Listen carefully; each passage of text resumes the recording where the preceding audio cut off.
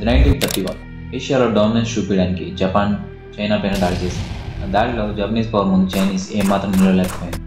దాంతో జపాన్ చైనాలోని మంచూరియన్ రీజియన్ని ఆక్రమించుకుంది. ఈ విషయం మన సోషల్ బుక్స్లో చదువుకున్నాం కదా, కానీ మనకు తెలియని విషయం ఇంకేదో జరిగింది అక్కడ.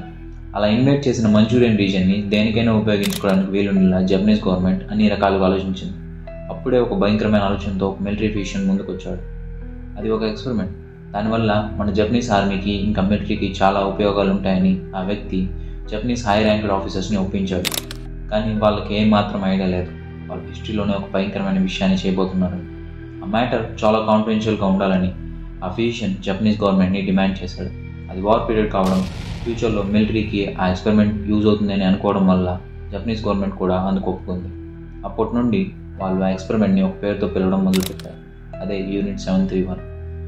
మీరు ఇప్పటి వరకు హ్యూమన్స్పై జరిగిన ఎక్స్పెరిమెంట్స్ అనేవి చాలానే వినుంటారు. రష్యన్ స్లీప్ ఎక్స్పెరిమెంట్ కావచ్చు, ఫిలడెల్ఫియా ఎక్స్పెరిమెంట్ కావచ్చు.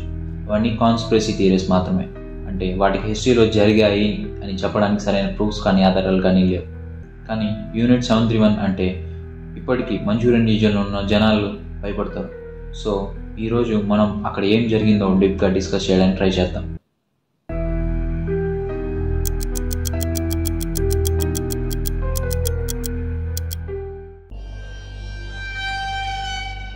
జనరల్ షిరో ఇషి జపాన్లో ఒక మైక్రోబయాలజిస్ట్ ఇంకా మెడికల్ ఆఫీసర్గా పనిచేసేవాడు.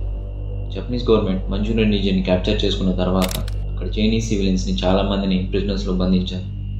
మెన్, ఉమెన్ అండ్ చిల్డ్రన్ ఏ తేడా లేకుండా దొరికిన వాళ్ళపై దాడి చేసి వాళ్ళని ప్రిజనర్స్గా మార్చారు. అప్పుడే ఇషి తన ఐడియాని జపనీస్ ఆఫీసర్స్కి చెప్పాడు. జనరల్ ఇషి అక్కడ బంధించిన ప్రిజనర్స్ని లాక్స్ అని పిలుస్తాడు.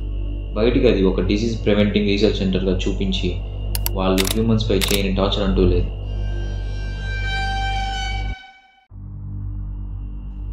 ఈ ఎక్స్పెరిమెంట్లో భాగంగానే చైనీస్ ప్రిజనర్స్ని ఏమాత్రం జాలి లేకుండా ఫ్రీజింగ్ టెంపరేచర్స్లో బయట నిలబెట్టేవాళ్ళు.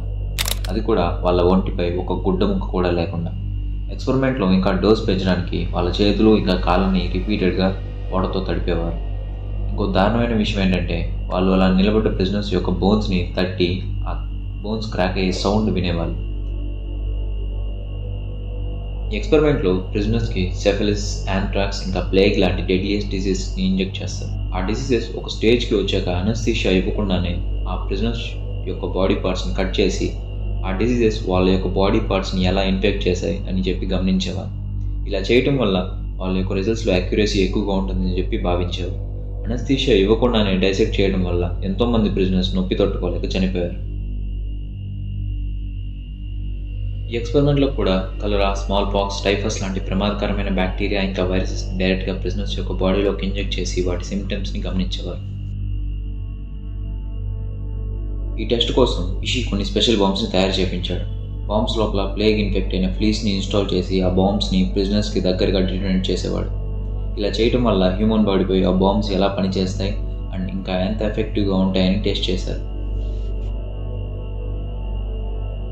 ముందు చెప్పిన విధంగానే ఉమెన్ ప్రిజనర్స్లో ప్రెగ్నెంట్గా ఉన్న ఉమెన్పై ఈ టెస్ట్ చేసేవారు. కానీ ఒక సమయానికి ప్రెగ్నెంట్గా ఉన్న ఉమెన్ అందరూ చనిపోయారు.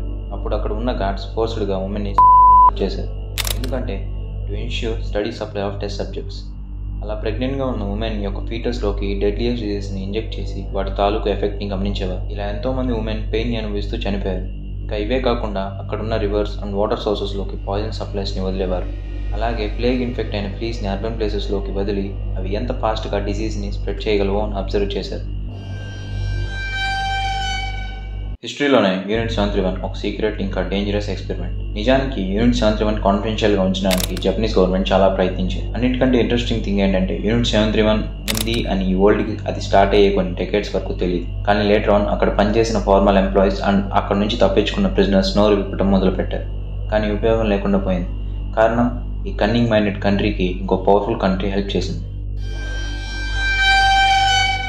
యూనిట్ 731లో జరిగిన ఎక్స్పెరిమెంట్స్ యొక్క రిపోర్ట్స్ అండ్ టెస్ట్ తాలూకు రిజల్ట్స్ని డిమాండ్ చేస్తూ దానికి బదులుగా కాన్ఫిడెన్షియాలిటీ అండ్ ఇంకా సెక్యూరిటీని ప్రొవైడ్ చేస్తాం అంటూ యూఎస్ జపాన్కి ఆఫర్ ఇచ్చింది.